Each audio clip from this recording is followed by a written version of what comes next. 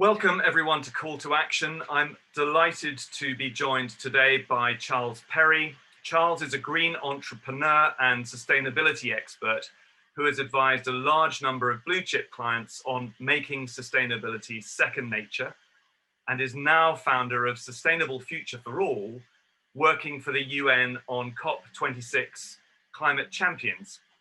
That's all due to take place, of course, at the 26th UN Climate Change Conference, scheduled to be held in Glasgow this November. Charles, as far as we know, is that still taking place physically? Yeah, well, it's definitely taking place. How much of it will be physical is yet to be determined, but hopefully by November it will be physically accessible. So before we get on to the subject of aviation, tell me a little bit about your career, your pathway to where you are now. How did you get involved in sustainability to begin with? So I grew up in Africa, passionate about wildlife and conservation, wanted a career in the environment, sort of went into it initially on a marketing communications lens. Thinking, what was the message that I wanted to communicate around the environment, and then that sort of became a passion for the broader sustainability agenda. So I've been doing that now for 25 years, and involved in many different businesses, most of which have been my own businesses, in helping clients, as I say, in the brand name of the business that I sold, second nature, making sustainability second nature. And today, what are your primary focuses today? I touched on it a little bit in the intro, but maybe you could go into some of your sort of consulting interests in a bit more depth. Yeah, so with Sustainable Future for All, which is my newest business, I set that vehicle up really to take on opportunities like the United Nations, where I've been appointed onto the COP26 Climate Champions team. And that team was given a mandate in the Paris Agreement in 2015 to go out and mobilize actors. We call them, in our case, non-state actors, because I'm not focused on the member states. I'm focused on business and civil society, and we're about mobilization of business and civil society to take urgent climate action. So I do that for a lot of my time. I have other clients as well, for example, in the electric vehicles and renewables area in Asia. But the UN is my main gig, so to speak, at the moment, my main focus. So before we get on to the subject of aviation in particular, in relation to your work with COP26, let's talk a little bit about transport in general. We've seen a lot of change over the past few decades, but inevitably change is never fast enough. What changes have you seen over the course of your career in sustainability in the transport arena? And what is your sort of overall prognosis for where we are right now? Yeah, so we've seen a lot of changes in the move away from fossil fuels, generally speaking, and that's been a central thrust of my work. Because I realized quite early on that the amount of fossil fuels we burn on a daily basis as a planet of 7.7 billion people was just totally unsustainable. And so then the question is, well, how do you navigate the energy transition for each client? And I should also say that I spent 6 years myself inside BP, where I was known as the Beyond Petroleum guy, having actually done the rebranding in my first role there to the Sun with Beyond Petroleum. A team of us did that, and then I was promoted out into the business to actually start and build the renewables business, which was called BP Green Energy when I set it up, and then we got $8 billion from the board with John Brown as our chief exec to build that out into BP alternative energy. And at the time, 2004, 2005, we were actually the biggest renewable energy player on. So that's where it sort of started. And I remember thinking, okay, so if it's provided free from nature, i.e. the sun, the wind, the waves, and the tides, that's a huge advantage to if you've got to dig it out from way below the Earth's crust. And as you know, with difficult or unconventional oil and gas reserves, you have to go further and further down, and you take more and more risks in doing so. And then you've got to go to outlandish places like the whole discussion right now about going to the Arctic to explore for fossil fuels, which is just completely ridiculous. It's a non-starter. And luckily, with the Trump administration, has just been overruled on that. So, so I think, or at least there's just no interest in it. So I think moving away from fossil fuels is the first thing. Realizing our addiction to fossil fuels, and I use that word addiction, carefully, but I know it well. I mean, it's definitely an addiction. It's a human addiction, and we're all guilty of it to some extent or other. Some of us have tried to wean ourselves completely off the use of fossil fuels, but in my case personally, I haven't managed to do that in my home, for example. I live in an old home, and we still have a gas boiler. So there are challenges with moving away from fossil fuels, and that's in the energy generation side, of course, also bringing generation of energy closer to the point of consumption, so nearer to where one lives, embedding it, that's why they call it embedded generation, in decentralized fashion. In history, we've generally had centralized power generation from, coal or gas or nuclear far away from the point of consumption. So I'm talking about the energy side, and then of course the transport, which is part of energy, because energy, is made up of electricity and transport in the sense of power generation as well as mobility.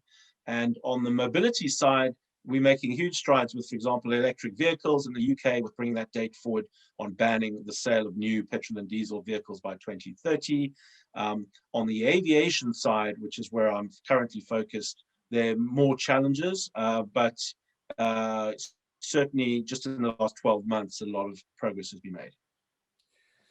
So as you said, obviously great strides and progress have been made with the land side of things. I mean, electric vehicles, most of us are used to seeing those around our cities, and heaven knows here in the UK, wider still.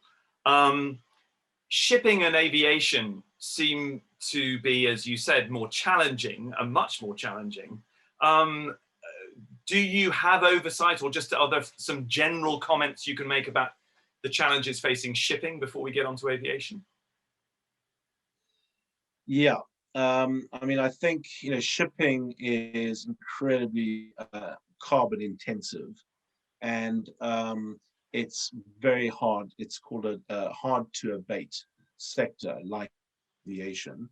I think in shipping they're not making quite as much progress, I don't think, as in aviation. But my colleague on the champions team, he leads header, and he does tell me, about various of technologies that are in waves, so to speak, using, but hydrogen certainly coming in but I would say that aviation is ahead on the decarbonisation challenge. So turning to aviation, we have two broad sectors to look at, short haul and long haul. Would you care to talk a little bit about the progress made in short haul, first of all, where we have seen some strides made, and then we can turn to long haul, which, as we all know, is more challenging?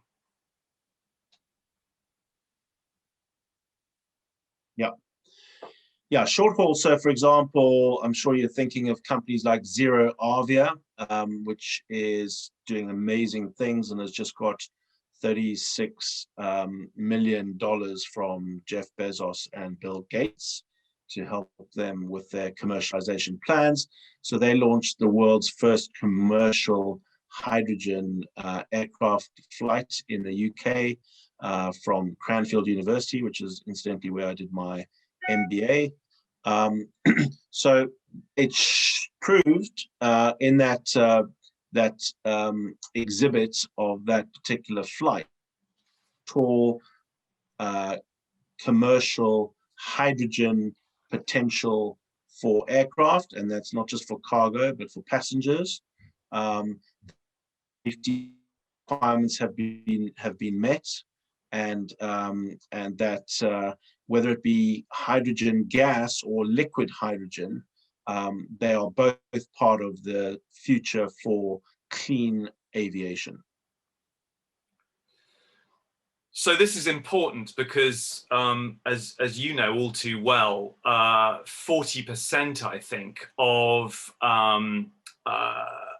total emissions are made domestically on domestic flights. So if we can see a sort of light on the horizon that's represented by battery technology in particular on short haul, this has got to be encouraging, hasn't it? Yeah, very encouraging. I mean, I just take a step back for a second. You know, when I went to BP at the turn of the century, there was a lot of talk about hydrogen for cars. And indeed, there were some hydrogen vehicles. I even drove in one, you know, 20 years ago. But that we weren't really talking so much about hydrogen for aircraft in those days, right? Now, I've always seen hydrogen as part of the energy future, but thinking about it in terms of road transport, what I'm now super excited about, having led the aviation work for the climate champions over the last 12 months, is hydrogen for aviation. And I'm totally convinced that that is the future, and both for short haul and for long haul, by the way. And I do think it's ultimately liquid hydrogen as well. I mean, there'll be different variations, different hybrid options with electric, but I think liquid hydrogen with battery electric hybrid is going to be the ultimate, you know, way forward, which really excites me. Well, we're sort of we're hopping around a bit here, but that's good, because I want to get on to the subject of industry and what industry has been doing to embrace this challenge. Effectively, as you know, we all know, there is a sort of airline manufacturers duopoly in the West. We have Boeing and we have Airbus. Airbus is making, or seems to be making, tremendous strides, at least in its statements, towards net zero in aviation. Have you had discussions with Airbus, and are you encouraged by what you're hearing out of them? Yeah, very much so. So I've had discussions with them and I'm encouraged. And actually Boeing as well. I mean, I think both Airbus and Boeing, which together produce 99% of the world's new aircraft, are definitely moving ahead with alternative technologies for aviation. And yes, we will be able to fly as consumers in not only clean from an emissions point of view aircraft, but also quiet.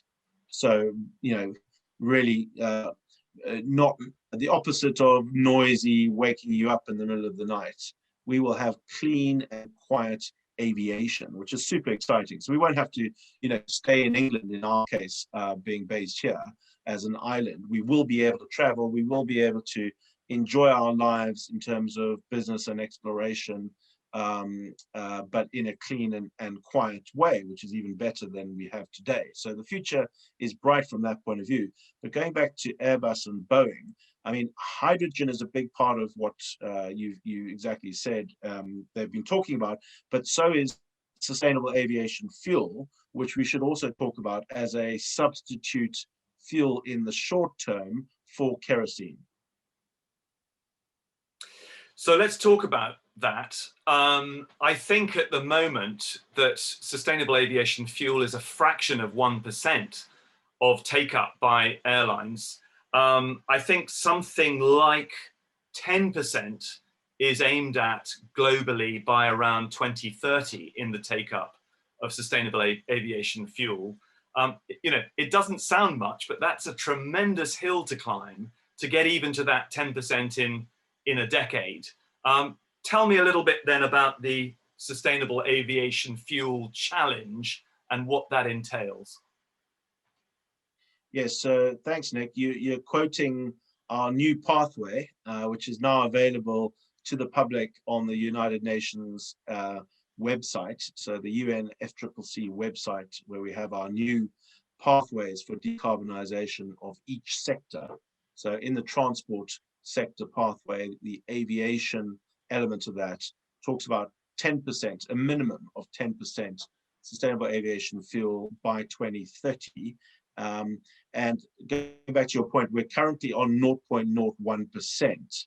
So we're a long way to go on this journey. We are just starting, again, excuse the pun, but journeys are a good metaphor in sustainability because it's always about continuous improvement, no matter where you start. And so aviation is starting, you know, with a big problem. I mean, the worst crisis they've had economically ever.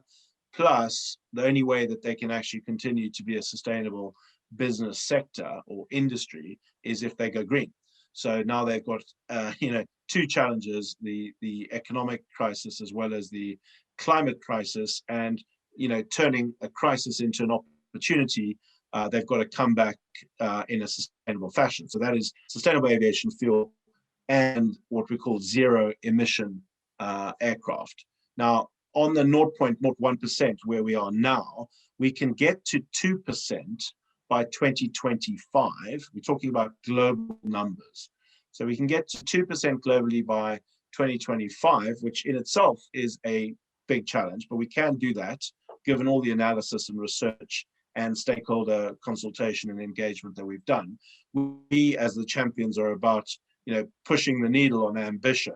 So that is the most ambitious of any group, business, organization to actually speak about a global 2% by 2025. You would imagine, you know, we're the UN in the sense that we should be ambitious, and we are being ambitious with the 2%, also with the 10%. And then it ramps up. We talk about S curves. It ramps up exponentially to actually 90% by 2040. And then, you know, zero emission aircraft kick in the 2030s to complement sustainable aviation fuel.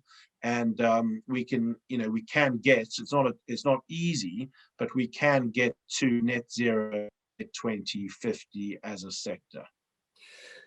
So are you looking at doing this in stages, in the sense that sustainable aviation fuel represents a first step, and then the second step is hydrogen, and then we go to subsequent steps, probably technologically on a pathway that we can't fully foresee at the moment? But are those in essence the first two steps to long haul sustainability? They go in parallel. So we actually talk about, you know, three pathways to get to net zero 50. And certainly, you know, sustainable aviation fuel and zero emission aircraft are two big pieces of that. Then there's the whole one around what we call efficiency, which is both efficiency of, you know, for example, air traffic management is a huge to get right with the use of aircraft and fuel. And then part of efficiency is also, you know, demand side. What are big users of aviation in terms of business and tourist travel? What are they going to be demanding from the suppliers? So that's part of the additional work that we now focusing on, is how to engage buyers so that they demand cleaner aviation options. And so, for example, right now you can go onto Skyscanner and you can get the greenest option to fly between 2 points. But that greenest option is based on data primarily around fuel economy. And depending on the airline, their fuel economy, ranges depending on the type of aircraft they use, for example. So Virgin is much better, for example, than British Airways, because Virgin have invested in a whole new fleet of aircraft that are much more fuel efficient than British Airways' fleet at the moment. So, it starts with efficiency today, but in parallel, it's also about the other two. So let's just be clear on the technology of zero emission aircrafts. That would comprise, obviously, battery technology, but that's a short haul option right now. And hydrogen for short haul and long haul, is that correct? Yeah. And hybrid is the key there, right? Because if you can get a hybrid situation like we do with vehicles, then you can get over obstacles like range anxiety, right? In the road sense. So what we've just been through with road on moving to hybrid and then electric vehicle is saying that we're now going with aviation. We're moving to sustainable aviation fuel instead of kerosene, or in conjunction with kerosene, right? So, I mean, at the moment, there are already flights where 50% of the fuel is being used as sustainable aviation fuel, right? Primarily for cargo. But that's happening at the moment. So it's a blended fuel, and then you obviously try and get to 100% sustainable aviation fuel. So you replace kerosene, but you're still using combustion on the one hand. But alternatively, you move to a whole new design of aircraft where you have a hybrid between hydrogen and electric battery. And that means you need to totally redesign the aircraft, which is what a lot of these companies are doing at the moment. And so if you can picture, for example, what we know quite well as members of the public is the American stealth bomber, which is essentially looks like a flying wing. And it evades radar, and it's extremely fast. Well, the equivalent of that in aviation terms for passengers, but powered by hydrogen and electric battery. So what leverage can you, and working with governments and other institutions, Charles, what leverage can you bring to bear both on the airlines but also on the manufacturers to converge on this new sustainable zero emissions future? It's a very important question, because I'm not the UNFCCC. I am champions in this role, and we are independent of both the UNFCCC and ICAO. Now, ICAO is the governing body of international aviation emissions, whereas UNFCCC is the governing body for domestic aviation emissions. And as you said, it's 60-40 split between the two on a global basis. Now, what we can do is essentially drive radical collaboration between, the regulators, governments, and industry to bring about a sustainable future, because as I made the point, it's the only way of the industry in aviation bouncing back. So if we want to continue flying, we need to do so in a sustainable way. That's the only choice we have. Otherwise the sector becomes, like the tobacco sector, it increasingly becomes the pariah of the world, and they don't want to do that either. So everyone is joining forces, and I am lucky that I play a sort of convener, facilitator, mobilizer role in getting everyone to work in a united way, in a radical way, which we've never seen before, because ICAO and UNFCCC have sort of done this quite a segmented way. So we got to collaborate as one team and drive this change with industry. But the key to it, of course, is investment. And that's public-private investment, and we're talking trillions of dollars. We need to build SAF plants, that's sustainable aviation fuel manufacturing plants. We need at least 5 of those in the UK within the next 2 to 3 years. And that's a big order. So we need government policy to help drive the costs down of producing SAF, and then obviously of using it as a customer, so we can get it into the aircraft. We know that technologically it's feasible. Now we've got to make it, and so it's about driving those curves, down the cost curves. And of course, policies help do that. I mean, kerosene is currently untaxed by Chicago Convention, and they don't want to obviously change that right now because the economic crisis is so severe. But there will have to be taxes on kerosene in the future, given our commitments on climate change. And the move away from fossil fuels. But likewise, we'll have incentives on the replacement alternatives, just like we did with renewables, to bring renewables to an affordable level. When offshore wind started, it was prohibitive, much more expensive than gas, for example. Now it's cheaper than gas. So, these things can change pretty quickly if governments work in a coordinated way, and that's what we need to see. And do you get a sense that the public will get behind this, the traveling public, in the way that we've got increasingly behind the adoption of electric vehicles, in our daily driving lives? Do you see that happening as well? Yeah, I mean, who wouldn't want to fly if it's in a clean and quiet aircraft to get to see their relatives, or go and explore a rainforest, or go and have a holiday on a beautiful Pacific island? I mean, who wouldn't want to do any of that stuff if it's not detrimental to the environment? Okay, so affordability is the next thing, and of course, this has been an elitist activity, let's call it, flying, and a small percentage of travelers, both business and leisure, have caused a lot of the pollution, of course, right? So if we're going to make this equitable as well, I mean, sustainable comes with being equitable. There's an environmental justice element and there's a social justice element. So if we're going to make this equitable, then we've got to also think about, accessibility of these clean and quiet aircraft. So it's not just the sport of elitists or wealthy people.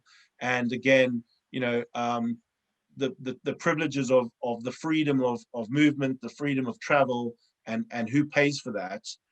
If we want it to be acceptable societally to carry on flying, and for example, that we don't have boycotts on the industry in the same way as we've seen a lot of boycotts on the fossil fuel world, not least the tobacco world, which I also referred to.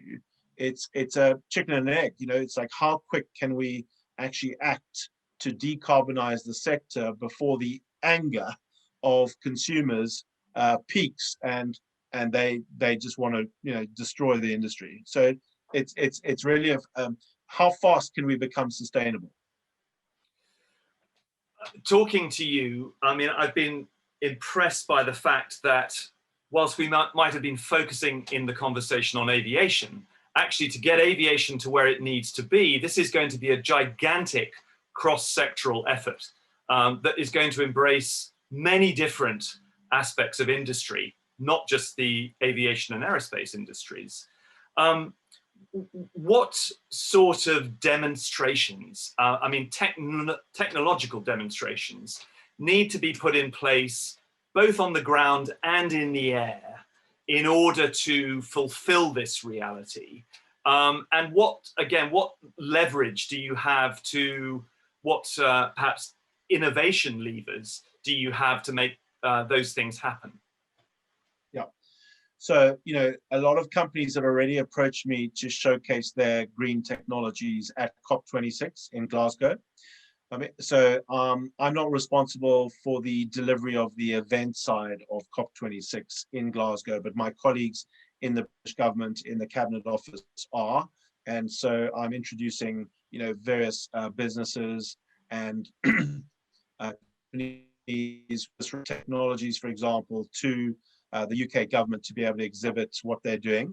And there's a lot of amazing exemplars out there. I mean, I can reel off 10 right now that are hopefully going to be visible at COP26. But it's not just in November, it's in the run-up this year. There's all sorts of amazing opportunities to showcase in the aviation world. ATAG, IATA, ICAO, ourselves, the British government, we're all providing opportunities for that.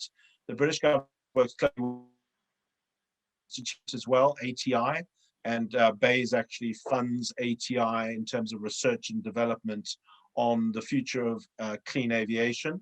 And again, Cranfield University plays a big role in that, for example, but there are about 30 universities involved with the big manufacturers. Both Boeing and Airbus are involved in that as well.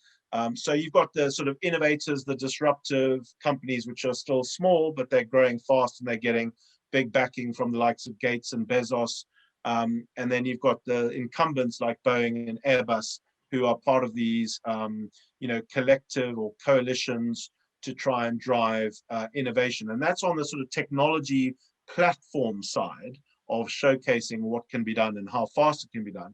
But equally important is what I call the ecosystem platform. And that is about how you bring technologies to market. And typically, because aviation has been primarily concerned with safety for obvious reasons, the procedures to get new designs to market has taken a long time, 8 to 10 years to get a new aircraft into operation in terms of a new design.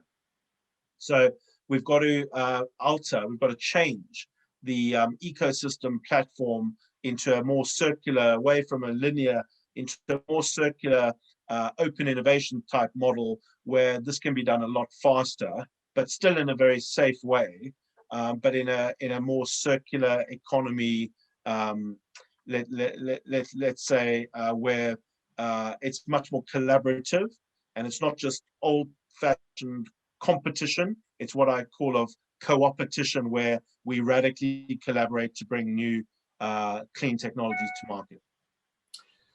Now, I want to close out, Charles, by talking a little bit about the UK just before we come to a close. But before that, there have obviously been two massive disruptors of late to progress. One of them being COVID-19, the other, of course, being the Trump administration. However, we now have the prospect of Joe Biden's presidency upon us. What difference to progress over the last 5 years has that been? I mean, first of all, the Trump presidency, how has that slowed progress? And on COVID-19, if you could just say a brief word about that as well, in terms of both of these things being disruptors. Yeah, I mean, the Trump administration was a total blocker to progress. It's been incredibly frustrating the last 4 to 5 years to drive change on the way we use fossil fuels, given the Trump administration's dependence on the incumbents, and it's a vicious circle in which the Trump administration was reluctant to help drive any transition away from fossil fuels into cleaner alternatives, and they kept shutting down opportunities and making it more costly for cleaner alternatives to compete with fossil fuels. So it's surprising how well the cleaner alternatives have done. And as I've said, they've actually now become the cheapest forms of energy generation in terms of how you get the fuel or how you provide the energy. That happened anyway, despite Trump. So, Trump tried, and his administration was a blocker, but in other countries outside of America, progress has been made. It would have been a hell of a lot faster, which is my point. With the Biden-Harris administration, I mean, if you look at their plan, their climate plan, their Green New Deal, I mean, it's unbelievably exciting. So I'm super optimistic because this is what we needed. I mean, another 4 years of Trump, frankly, would have been game over on our effort as a global community to halt environmental destruction all kinds. So I think that's a huge win, is actually getting Trump out of the White House and bringing in the new administration. On COVID, that's been incredibly challenging as well, and they're all linked, because they're all linked in the sense of these challenges essentially go back to the way humans have interacted with nature. And what's happened is, because humanity has effectively declared war on nature in the last few decades, we've sowed the seeds of our own destruction as a result. So we have to make peace with nature, which again the Biden-Harris administration will provide a leading role on, as well as many other leaders around the world. And as a society, we are part of nature. We need to act like we're part of nature, rather than above it and destroying it for our own greed. So lastly then, turning to the UK, there have been obviously criticisms within transport industry circles about the government's take-up of things like hydrogen.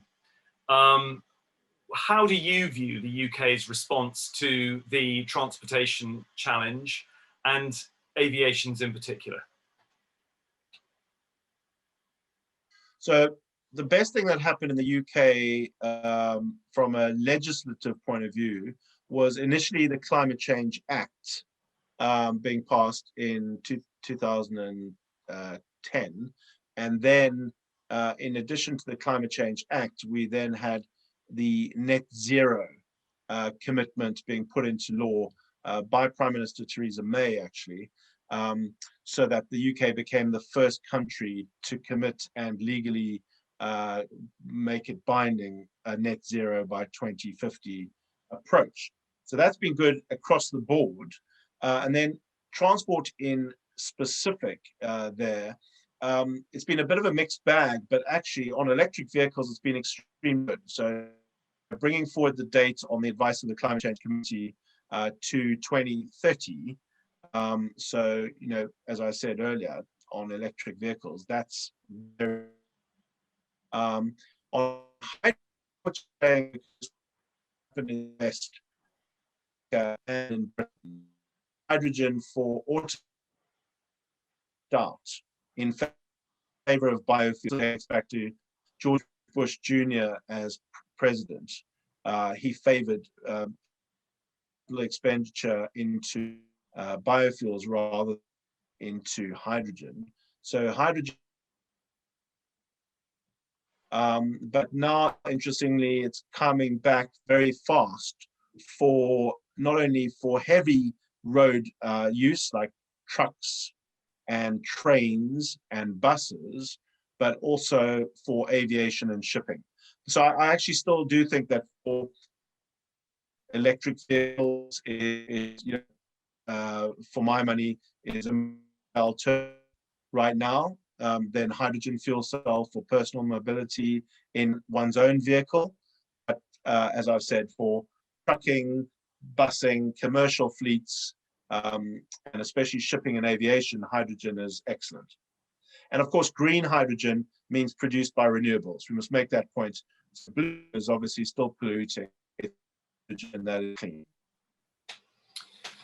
Well, Charles, we're beginning to lose our signal, I think. I'm sure we're both speaking to each other from London, and still I'm challenged by most appalling, broadband issues down here. But any final thoughts as we head towards COP26? Are you encouraged? Is this an exciting time to be working in aviation for you? Yeah, it's a very exciting time, and this is my appeal to everybody. There's a couple of things. One is, as any individual listening to this, they can personally commit to becoming what I call a zero naught. So zero naught means navigating to zero. Astronaut is sailing or navigating the stars, right? So become a zero naught in personal commitment to essentially bringing your own personal footprint down to zero in everything that you do, okay? And then in your organizations, whatever organization you work for, whether it's on the business side, government side, or indeed in the non-governmental or education fields, for example, media, etc., try and join us in the race to zero. So we've launched this UN campaign called the Race to Zero, a sister campaign. There are two of these campaigns, Race to Resilience. And if you can join us in these campaigns, go on the website, start to spread the word, educate yourselves about what's possible in becoming part of the campaign. And then, let's try and do it together. So I really would argue that if we can all mobilize, we can solve this. I mean, to be honest, otherwise COP26 just becomes like previous COPs, most of which have actually been a huge disappointment.